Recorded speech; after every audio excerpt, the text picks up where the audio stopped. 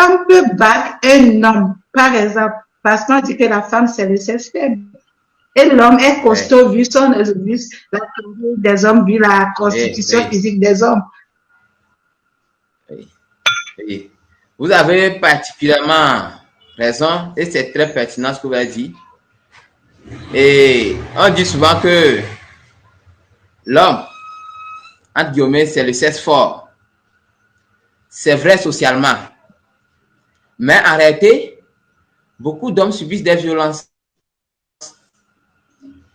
Actuellement, selon certaines données, on parle pas moins de 30% des hommes de la part des femmes. Donc, c'est dit que c'est un fait social qu'on essaie de taire, mais qui sociologiquement existe. Sociologiquement existe. Donc, les hommes sont autant victimes que les femmes. Oui, justement, pourquoi Et la essaie-t-on de violence, taire ce phénomène? Pourquoi essaie-t-on de taire ou bien d'en faire un tabou? c'est là où je parlais tout de suite de la question sociologique, en fait.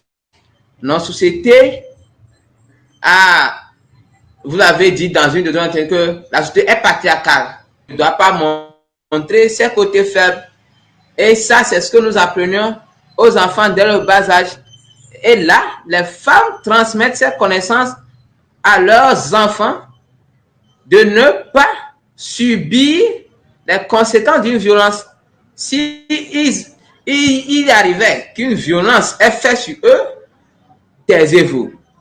S'il arrivait qu'on vous insulte, ou bien, bon, je veux entrer un peu dans les types de violences, mais s'il arrivait qu'on vous insulte, taisez-vous. Si on vous fait tout, essayez d'être costaud, d'être homme, d'être responsable, de ne rien dire. Et ça, c'est socialement, c'est la société qui conduit les hommes à vivre ainsi. Ils n'ont pas le choix. Est-ce que cette éducation n'est pas contraignante pour Cette les hommes, pour les éducation, garçons?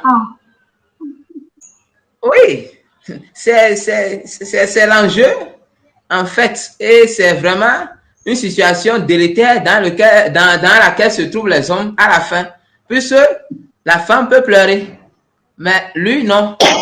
Dès qu'il veut pleurer, on dit tout simplement qu'il est faible.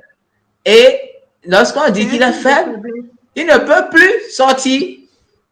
Il ne peut plus voir dans le visage des autres. Donc, c'est contraignant.